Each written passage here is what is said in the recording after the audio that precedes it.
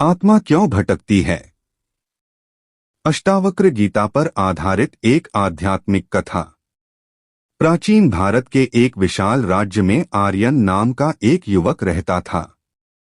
उसके पास धन था, परिवार था, सम्मान था, फिर भी उसके भीतर एक अजीब खालीपन था। रात को जब पूरा नगर सो जाता, तब वह महल की छत पर बैठकर आकाश को देखता और सोचता, यदि जीवन केवल जन्म, भोजन, संघर्ष और मृत्यु है, तो फिर मनुष्य क्यों जीता है? धीरे धीरे यह प्रश्न उसके भीतर आग बन गया। एक रात उसने सपना देखा। उसने देखा कि एक बूढ़ा व्यक्ति श्मशान में बैठा रो रहा है। उसके चारों ओर धुआं था, राख थी और दूर कहीं जलती चिताओं की लपटें थीं। वह बूढ़ा बार बार कह रहा था, आत्मा भटक रही है, आत्मा भटक रही है। आर्यन अचानक नींद से जाग गया। उसका शरीर पसीने से भीग चुका था।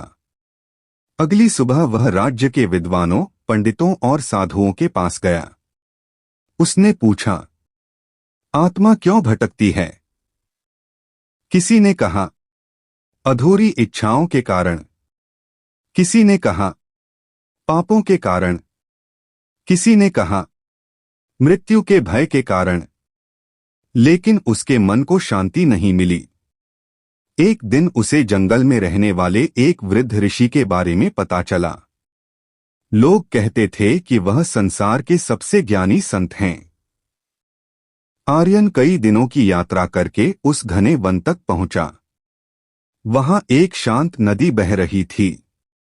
नदी के किनारे एक वृद्ध साधु आंखें बंद किए बैठे थे। उनके चेहरे पर अद्भुत शांति थी। आर्यन उनके चरणों में गिर पड़ा। गुरुदेव, मुझे बताइए, आत्मा क्यों भटकती है? साधु ने धीरे से आंखें खोलीं और मुस्कुराए। आत्मा कभी भटकती ही नहीं। आर्यन चौंक गया। लेकिन लोग कहते हैं कि मृत्यु के बाद आत्मा भटकती है। साधु बोले, भटकती आत्मा नहीं, भटकता मन है। आत्मा तो आकाश की तरह मुक्त है। आर्यन समझ नहीं पाया। साधु उसे नदी के किनारे ले गए। उन्होंने पानी में चांद का प्रतिबिंब दिखाया। क्या चांद पानी में है? नहीं। फिर भी दिखाई देता है? हाँ। उसी प्रकार आत्मा शरीर में दिखाई देती है, लेकिन वास्तव में वह शरीर में बंधी नहीं होती। आर्यन मंत्रमुग्ध होकर सुनता रहा। साधु बोले, मनुष्य अपने शरीर, धन, रिश्तों और इच्छाओं को मैं समझ लेता है।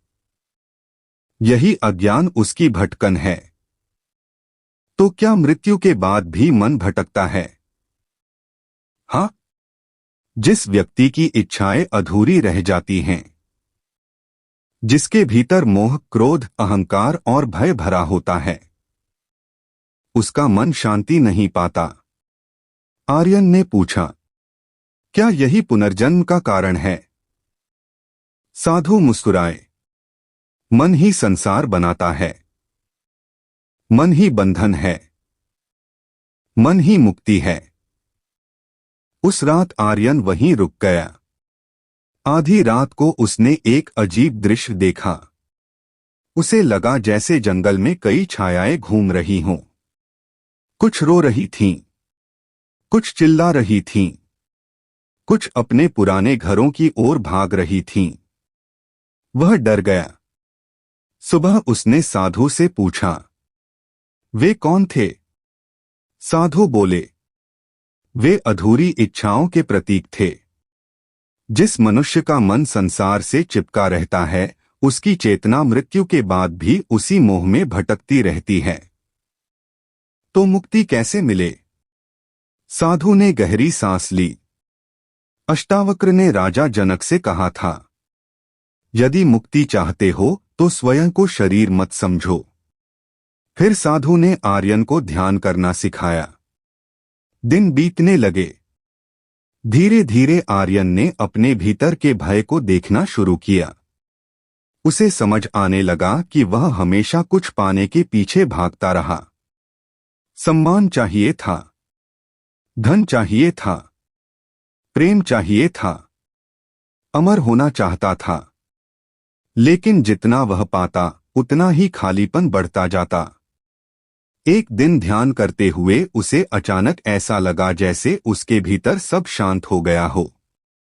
न कोई इच्छा, न कोई भय, न कोई क्रोध, केवल शांति। उसने आंखें खोलीं। पूरा जंगल पहले जैसा ही था, लेकिन उसकी दृष्टि बदल चुकी थी। वह रो पड़ा। गुरुदेव, मैं समझ गया। भटकन बाहर नहीं, भीतर थी। साधु मुस्कुराए। यही ज्ञान है। तो क्या आत्मा जन्म और मृत्यु से परे है? हाँ। जिस प्रकार आकाश बादलों से प्रभावित नहीं होता, उसी प्रकार आत्मा शरीर से प्रभावित नहीं होती। आर्यन कई वर्षों तक वहीं रहा। अब वह पहले जैसा नहीं था। उसके चेहरे पर गहरी शांति आ चुकी थी। एक दिन साधु ने उससे कहा, अब संसार में वापस जाओ। आर्यन ने पूछा, क्यों? क्योंकि सच्चा ज्ञानी जंगल में भागता नहीं। वह संसार में रहकर भी भीतर से मुक्त रहता है। आर्यन वापस अपने राज्य लौट आया। लोग हैरान थे। पहले जो युवक क्रोध और बेचैनी से भरा रहता था, अब वह शांत था। कोई उसका अपमान करता, फिर भी वह मुस्कुरा देता। कोई उसकी प्रशंसा करता, फिर भी उसके भीतर अहंकार नहीं उठता। एक दिन उसके मित्र ने पूछा, क्या तुम्हें अब मृत्यु से डर नहीं लगता? आर्यन आकाश की ओर देखकर मुस्कुराया। जो जन्मा ही नहीं, वह मरेगा कैसे? धीरे धीरे उसकी बातें पूरे राज्य में फैल गईं। लोग उससे पूछने आने लगे, आत्मा क्यों भटकती है? और वह शांत स्वर में केवल इतना कहता, जब मन संसार में उलझ जाता है, तब भटकन शुरू होती है। जब मन स्वयं को पहचान लेता है, तब मुक्ति मिल जाती है। सालों बाद जब आर्यन की मृत्यु का समय आया, तब उसके चेहरे पर भय नहीं था। उसने आंखें बंद कीं और मुस्कुराते हुए कहा, मैं कभी बंधा ही नहीं था। और उसी क्षण उसकी सांस शांत हो गई। लोग रोने लगे। लेकिन आश्चर्य की बात यह थी कि उस दिन पूरे महल में एक अद्भुत शांति थी, मानो किसी ने मृत्यु को भी समझ लिया हो। कथा का सार। अष्टावक्र गीता सिखाती है, आत्मा कभी भटकती नहीं। भटकता मन है। इच्छाएं ही बंधन हैं। मोह ही दुख है। स्वयं को पहचानना ही मुक्ति है। जो स्वयं को शुद्ध चेतना जान लेता है, उसकी सारी भटकन समाप्त हो जाती है। भाग 2। माया का जाल। आर्यन अब पहले जैसा नहीं रहा था। उसकी आंखों में एक अलग शांति दिखाई देती थी। लेकिन संसार अभी भी वैसा ही था। लालच, क्रोध, ईर्ष्या, मोह और अहंकार से भरा हुआ। एक दिन वह अपने राज्य के बाजार से गुजर रहा था। चारों ओर शोर था। कहीं धन के लिए झगड़ा हो रहा था, कहीं भाई भाई का दुश्मन बना बैठा था, कहीं प्रेम के नाम पर छल हो रहा था। आर्यन यह सब देखकर सोच में पड़ गया। यदि हर मनुष्य सुख चाहता है, तो फिर संसार में इतना दुख क्यों है? उस रात वह फिर जंगल में अपने गुरु के पास पहुंचा। गुरु शांत भाव से नदी के किनारे बैठे थे। आर्यन ने पूछा, गुरुदेव, संसार इतना दुखी क्यों है? गुरु मुस्कुराए, क्योंकि मनुष्य माया को सत्य समझ बैठा है। माया क्या है? गुरु ने पास रखी मिट्टी उठाई और उससे एक छोटा खिलौना बना दिया। फिर बोले, यह क्या है? खिलौना। गुरु ने उसे तोड़ दिया। अब क्या है? मिट्टी। गुरु मुस्कुराए। खिलौना केवल एक रूप था, सत्य तो मिट्टी थी। उसी प्रकार यह संसार केवल रूप है, सत्य आत्मा है। आर्यन ध्यान से सुन रहा था। गुरु बोले, मनुष्य शरीर को सत्य मानता है, धन को सत्य मानता है, रिश्तों को स्थायी मानता है, लेकिन समय सब छीन लेता है। तो क्या प्रेम भी माया है? गुरु ने कहा, स्वार्थ वाला प्रेम माया है, लेकिन जिसमें अपेक्षा न हो वही सच्चा प्रेम है। इतना कहकर गुरु उसे जंगल के भीतर ले गए। वहां एक विशाल वृक्ष के नीचे एक बूढ़ा व्यक्ति बैठा रो रहा था। उसके सामने सोने के कई बर्तन रखे थे। वह बार बार कह रहा था, मेरा धन, मेरा धन। आर्यन ने पूछा, यह कौन है? गुरु बोले, यह इस राज्य का सबसे अमीर व्यापारी था। पूरी जिंदगी धन जोड़ता रहा, लेकिन मृत्यु के समय भी उसका मन धन से अलग नहीं हो पाया। क्या इसकी आत्मा भटक रही है? नहीं, इसका मन भटक रहा है। अचानक वह बूढ़ा व्यक्ति सोने के बर्तनों को पकड़कर रोने लगा। कोई मेरा धन मत ले जाना। आर्यन की आंखें भर आईं। गुरु बोले, यही माया का जाल है। मनुष्य खाली हाथ आता है, खाली हाथ जाता है, फिर भी सारी जिंदगी पकड़कर रखने की कोशिश करता है। आर्यन ने पूछा, क्या हर मनुष्य इसी जाल में फंसा है? गुरु बोले, जब तक मन मेरा और तेरा में बंधा है, तब तक भटकन समाप्त नहीं होती। कुछ देर बाद तेज बारिश शुरू हो गई। गुरु और आर्यन एक गुफा में जाकर बैठ गए। गुफा के भीतर अंधेरा था। अचानक आर्यन डर गया। उसे लगा जैसे सामने कोई सांप बैठा हो। वह घबराकर पीछे हट गया। गुरु ने दीपक जलाया। वहां केवल एक रस्सी पड़ी थी। गुरु मुस्कुराए। डर कहां से आया? आर्यन बोला, अज्ञान से। और जैसे ही प्रकाश आया, भय समाप्त हो गया। गुरु बोले, उसी प्रकार संसार का दुख भी अज्ञान से पैदा होता है। ज्ञान आते ही मनुष्य समझ जाता है कि वह शरीर नहीं, शुद्ध चेतना है। उस रात आर्यन बहुत देर तक जागता रहा।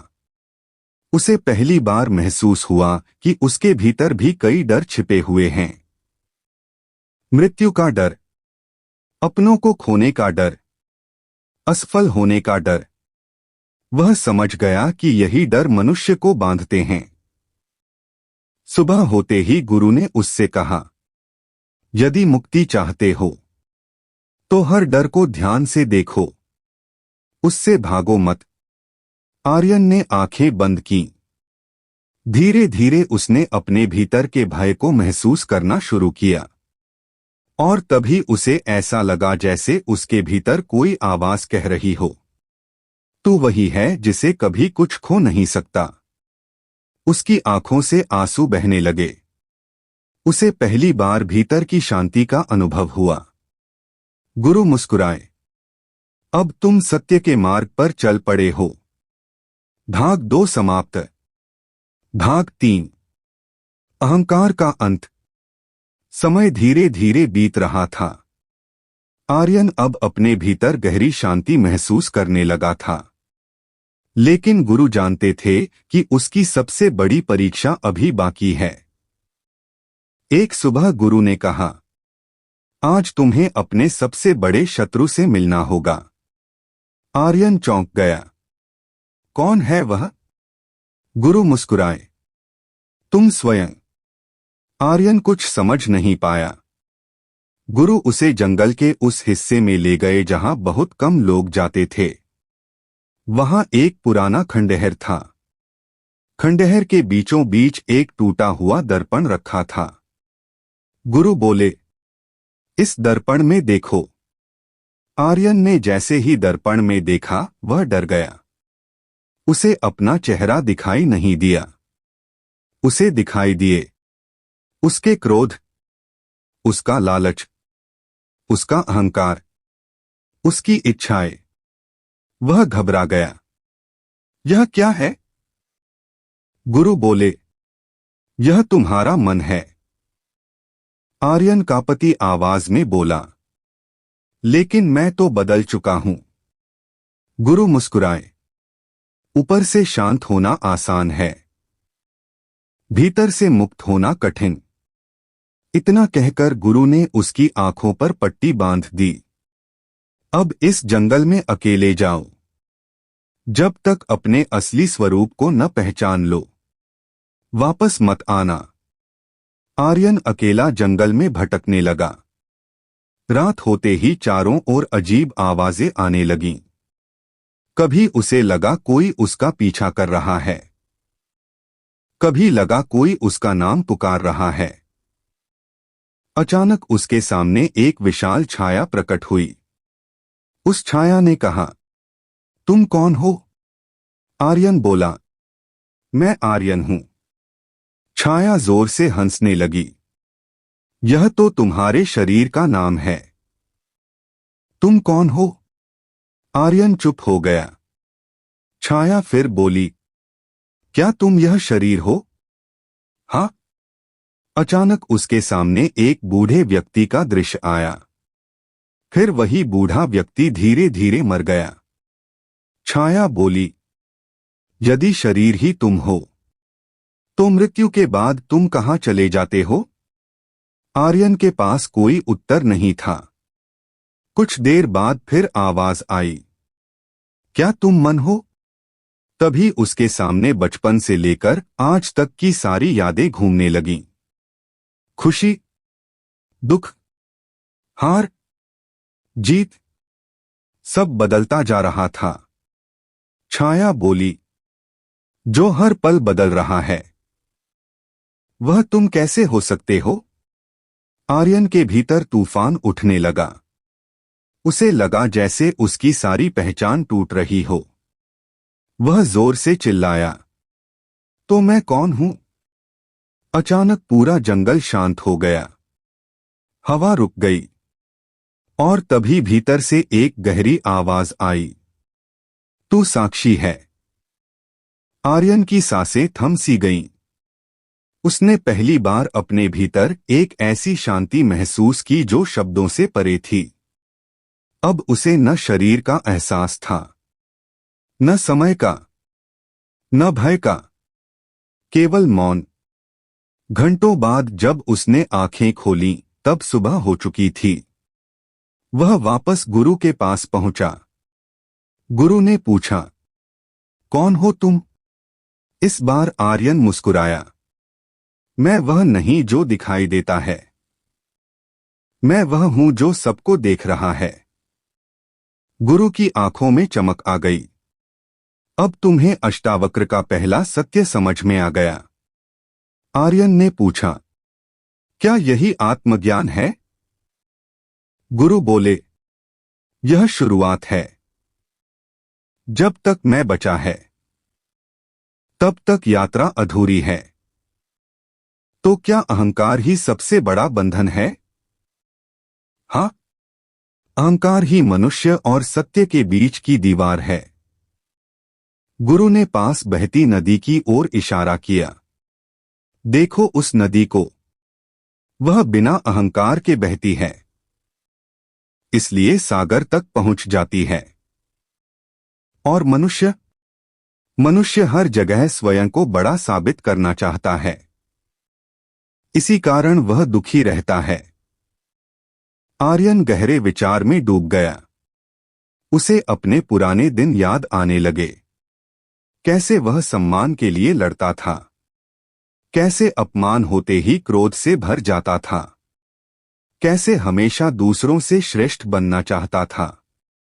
अब उसे समझ आ रहा था कि यही उसका असली कारागार था। उस रात उसने गुरु से पूछा, यदि अहंकार समाप्त हो जाए तो क्या बचता है? गुरु मुस्कुराए, शांति। और यदि मन भी शांत हो जाए तब केवल आत्मा का प्रकाश बचता है। आर्यन ने आंखें बंद कर लीं।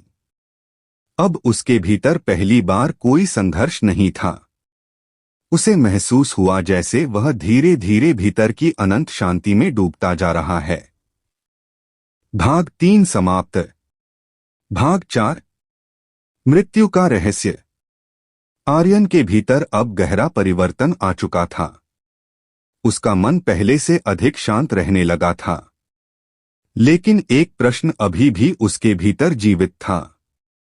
यदि आत्मा अमर है तो मनुष्य मृत्यु से इतना डरता क्यों है? एक शाम वह गुरु के साथ नदी किनारे बैठा था। सूरज धीरे धीरे अस्त हो रहा था।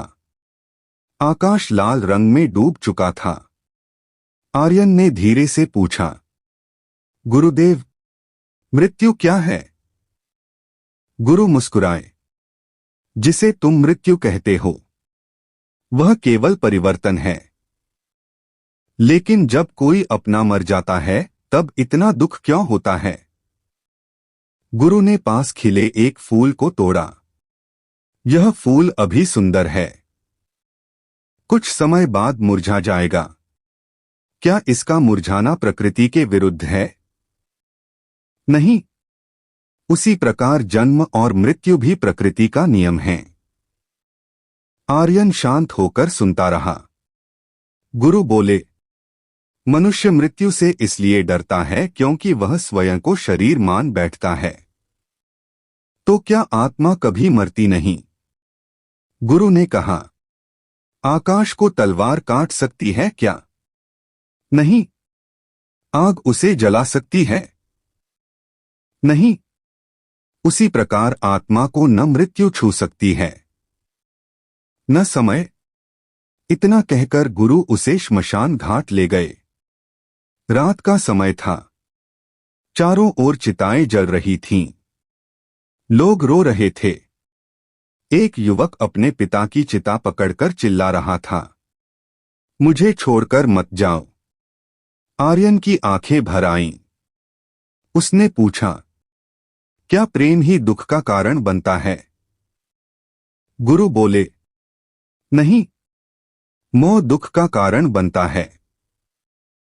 प्रेम और मोह में क्या अंतर है? गुरु ने उत्तर दिया, प्रेम मुक्त करता है, मोह बांधता है। आर्यन कुछ देर तक जलती चिता को देखता रहा। फिर उसने पूछा, मृत्यु के बाद क्या होता है? गुरु ने उसकी ओर देखा। जिसका मन इच्छाओं से भरा है वह फिर संसार की ओर खिंच जाता है, और जिसने स्वयं को जान लिया वह मुक्त हो जाता है। क्या यही मोक्ष है? हाँ। उसी समय तेज हवा चलने लगी। एक चिता की राख उड़कर आकाश में फैल गई। गुरु बोले, देखो, शरीर भी अंत में राख बन जाता है। फिर मनुष्य किस बात का अहंकार करता है? आर्यन के भीतर कुछ टूटने लगा। उसे अपना महल याद आया, अपना धन, अपनी पहचान। और पहली बार उसे लगा, यह सब एक दिन समाप्त हो जाएगा। उसकी आंखों से आंसू बहने लगे। यदि सब नष्ट हो जाएगा तो फिर जीवन का अर्थ क्या है?